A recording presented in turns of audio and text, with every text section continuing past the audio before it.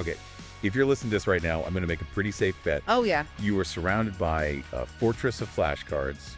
You've probably had a slightly dangerous amount of caffeine, and you are staring down the barrel of the equity comp exam. It is absolutely that season. And honestly, if you've been sort of coasting on the basics, just knowing what an option is versus a share, this is the moment where the rubber really meets the road.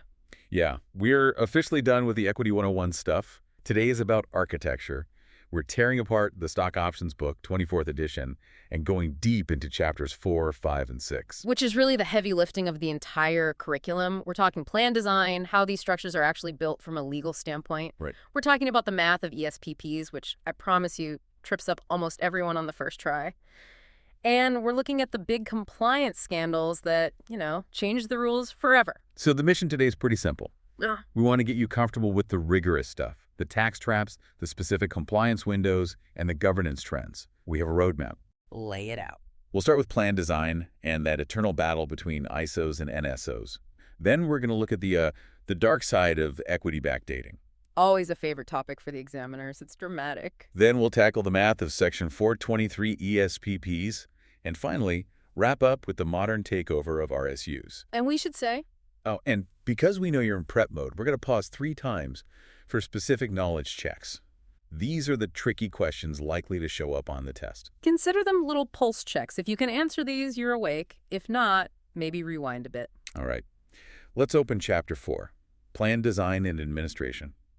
When a company decides, hey, let's give employees stock, they can't just start, writing checks. They need a container. Right. And that container is almost always what the industry calls an omnibus or umbrella plan. Omnibus. In the old days, you might have had a separate plan for options, a separate one for restricted stock.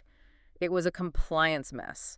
The omnibus plan is like a Swiss Army knife. It's a single legal document that lets the board grant basically anything: ISOs, NSOs, RSUs, SARs. That sounds way more efficient, but I imagine it complicates the share counting. I was reading about fungible share pools in this section. Yeah. Sounds complicated, but it's critical, right? It's critical because not all equity is expensive in the same way. Think of the authorized shares as a bucket of currency. Okay. If I give you an option, the probability of it paying out is lower than if I just give you a full share, like an RSU. Because the option has to be in the money to be worth anything, and RSU always has some value, unless the company goes bankrupt. Exactly. So in a fungible pool, the plan says, okay, if we grant an option, we take 1 share out of the bucket, but if we grant a full value award, like an RSU, well, that's more valuable. So we're going to take maybe 1.5 shares or even 2 shares out of the bucket. So RSUs cost more from the authorized pool. That makes sense. Now, once you have the plan, you hit that big fork in the road. Instead of stock options, ISOs versus non-statutory stock options, NSOs. The classic showdown. I feel like employees always want the ISOs, but companies seem to prefer NSOs. What's the friction there? It's purely a tax friction. It all comes down to taxes. Employees love ISOs because if they play their cards right, they don't pay any tax when they exercise the option. Zero tax at exercise. Zero tax. They only pay capital gains tax when they eventually sell the stock. It's like the holy grail of tax planning for an employee. That sounds perfect. So why doesn't every company just do that? Because for the company, an ISO is a dead end tax-wise. They generally get zero tax deduction. Oh. But then you look at the NSO, the non-statutory option. When you exercise an NSO, you pay ordinary income tax. It hurts you, the employee, but the company. They get a tax deduction equal to the amount of income you just recognized. So the company is basically subsidizing the grant with those tax savings. That's why NSOs are the workhorse. Plus, ISOs come with a lot of red tape. You can't grant them to consultants. No. You can't grant them to outside directors. There's a $100,000 limit on how many can become exercisable in a year. NSOs. You can give them to pretty much anyone.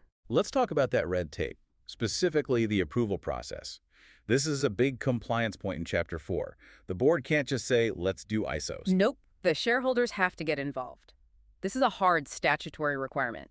If you want those sweet ISO tax benefits, your shareholders must approve the plan.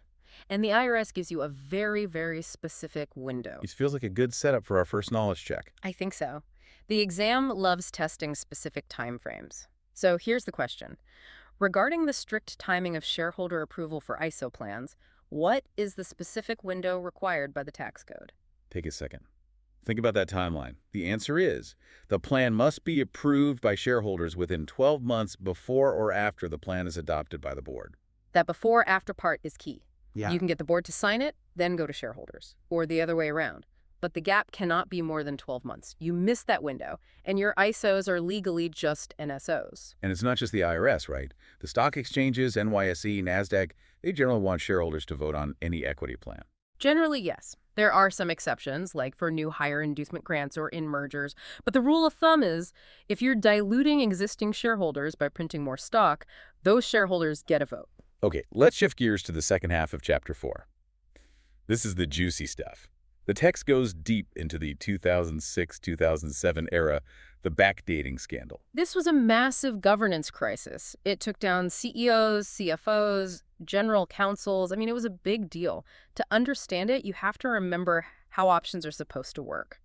The strike price is supposed to be the fair market value on the day of grant. So if the stock is $20 today, my strike price is $20. Simple. Right. But imagine if I could look back at the stock chart for the last month, and I see that, 3 weeks ago, the stock dipped to $15. If I just say, hey, let's pretend I gave you this option 3 weeks ago, your strike price is now $15. The stock is already at $20.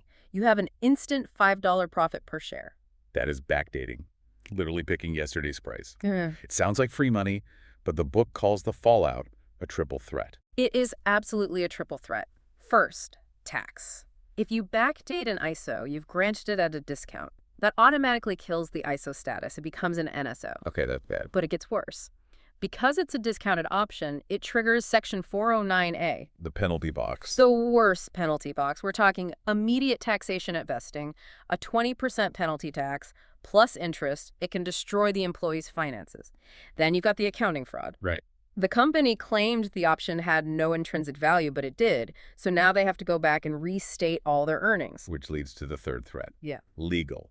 Shareholder lawsuits, Yeah. SEC investigations. It's a total mess. Now, the text does mention a couple cousins of backdating, spring loading, and bullet dodging. They sound like action movies. Operation Bullet Dodging. They are a bit dramatic. Spring loading is when you rush to grant options right before you announce great news that you know will pop the stock. And bullet dodging is the opposite. Exactly. Waiting to grant options until after you release bad news, that tanks the stock. Are those illegal? Not strictly illegal like backdating, but they're in a very gray area. The SEC now requires companies to disclose if they do this. You have to tell shareholders, yes, we time our grants around inside information. Most companies just avoid it now. Okay, moving on to Chapter 5. Employee Stock Purchase Plans.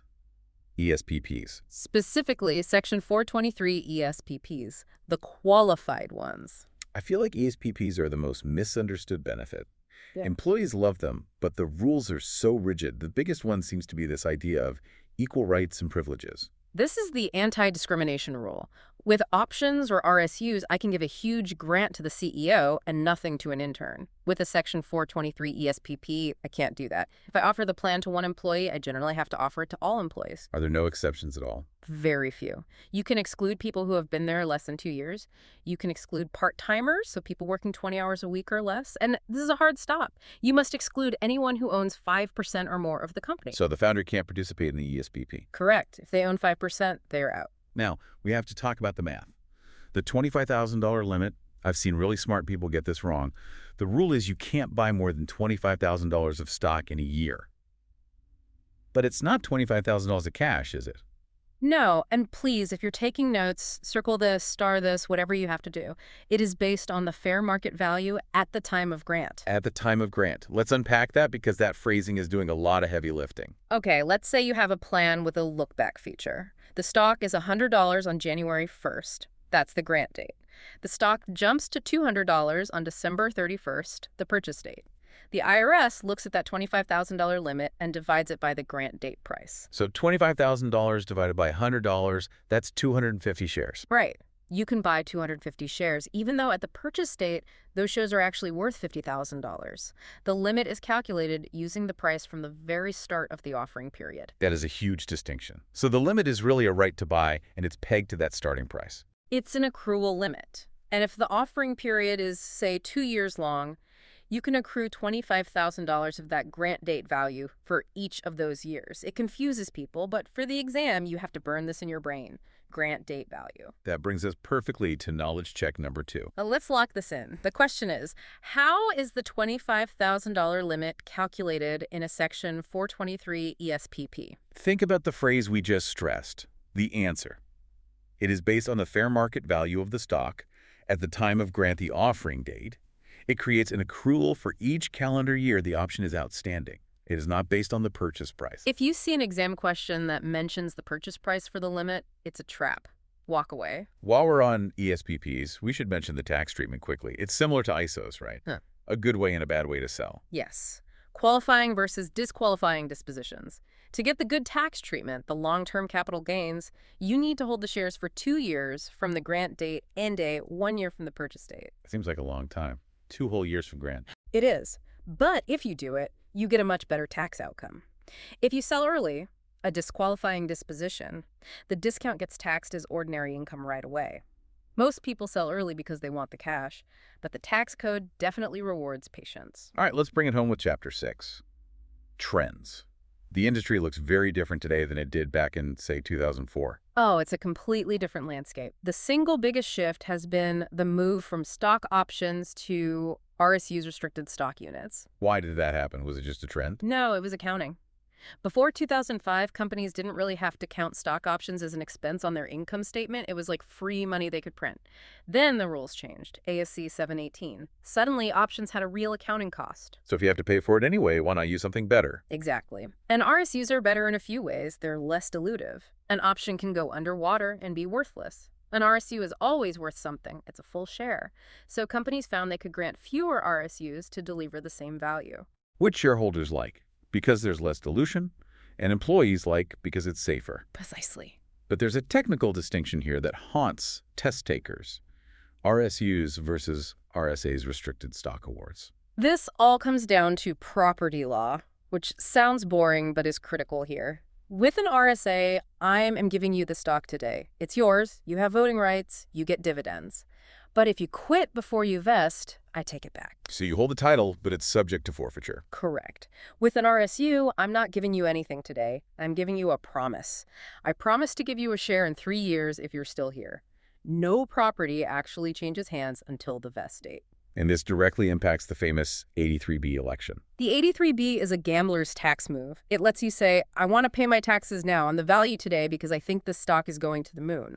You can do that with an RSA because you actually own the property. But with an RSU? You can't. There's no property to tax yet. You cannot file an 83B election on a standard RSU. You're just stuck paying tax when it vests. That is a hard and fast rule.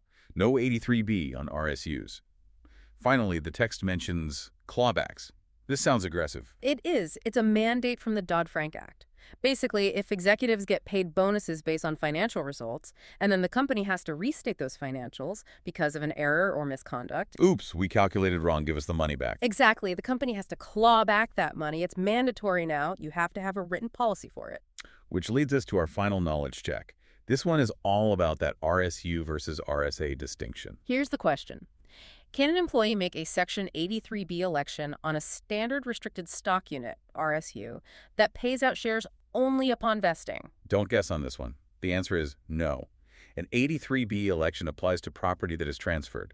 With an RSU, no property is transferred until vesting, so 83B simply does not apply. If you remember nothing else from Chapter 6 for the exam, remember that. RSU equals no 83B. We covered a lot of ground. Plan design, backdating, ESPP math, and the RSU revolution. It's a lot, but it is the core of the exam. If you can master the ISO timeline, the ESPP limit calculation, and the difference between RSAs and RSUs, you are in very good shape. Before we sign off, I want to leave you with one thought from the reading that we didn't really dive deep into, but it's fascinating. Tandem SARs. Oh, interesting choice. A stock appreciation right, linked to an option.